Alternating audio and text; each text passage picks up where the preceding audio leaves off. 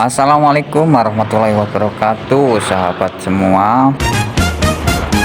Kali ini saya akan mau jalan kaki ya dari tempat ini. Ini karaoke nih ya, karaoke Nos. Nah, dan saya akan sepil jalan-jalan yang di sini ya, dekat-dekat sini aja, bukan yang jauh-jauh ya. Ini di sekitar sini nih ada rumah makan. Rumah makan ini dulunya itu sangat ramai banget, dan itu sekarang menjadi sepi karena apa? Yaitu satu, karena COVID tahun 2020 itu ya kemarin ya, sama 2019 sama sampai 2020 itulah.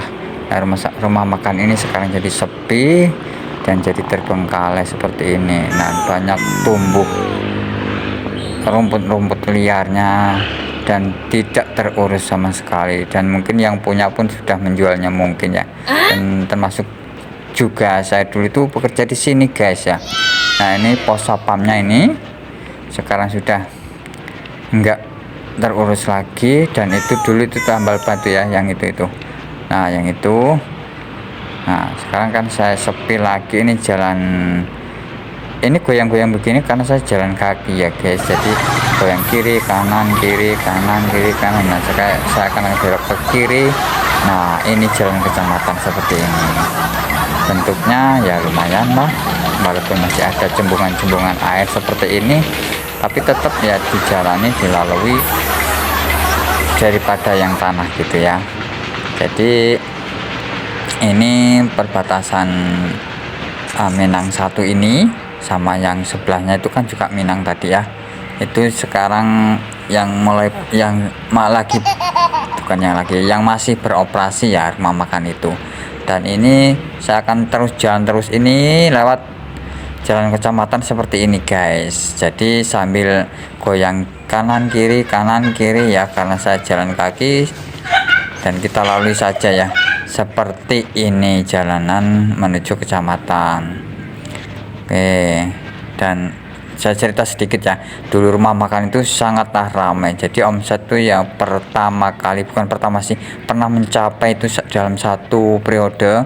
Dalam satu periode itu kan 100 hari. 100 hari itu bisa mencapai 480 juta. Hampir setengah miliar ya guys ya. Jadi siapa saja yang bekerja di situ dulu itu alhamdulillah sangat-sangat senang lah. Kita sudahlah makan gratis di situ, dapat makan gratis maksudnya ya memang karena itu kita sistemnya bagi hasil, jadi cukup lumayan ya untuk per 3 bulan kita itu. Bukan rata-rata sih ya, di situ kan ada tingkat-tingkatan kayak komandan regu, terus wakil regu, terus ada gelandang, ada yang dicuci piring, di dapur, di kopian gitu-gitu ya. Jadi gaji mereka itu bervariasi menurut tingkatan seperti itu. Dan ini rumah orang yang kaya zaman waktu itu ya, karena Pak Bos ini dulu. Nah, ini yang samping ini ya. Saya ini lagi bersin, nggak tahu ini kenapa bersin. Nah, ini rumah ini tadi ya, itu dulu pangklong kayu atau bos kayu ya. Jadi dianggap orang yang kaya lah di waktu itu, tapi ya sekarang masih kaya sih dibandingkan saya, hehehe, seperti itu. Oke, kita lanjut lagi guys. Ini saya lagi sambil bersin ya, sambil buang-buang umbel.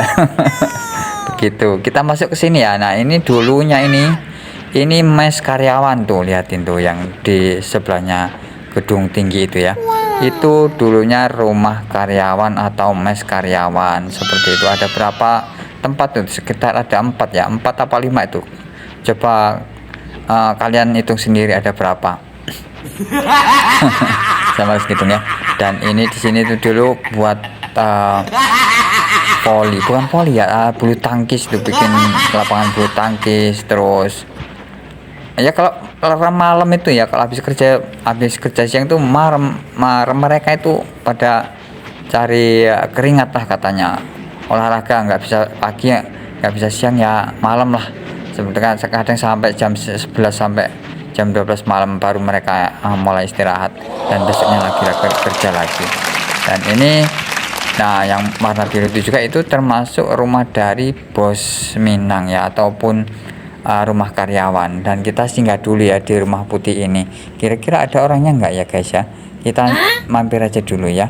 Ini sambil kita lanjutin ngobrolnya tadi, bukan ngobrol sih, cerita ya. Cerita yang tadi saya omongin tuh, saya lihat-lihat tuh. Nah itu tuh semuanya itu dulu punya Minang dan rame banget guys.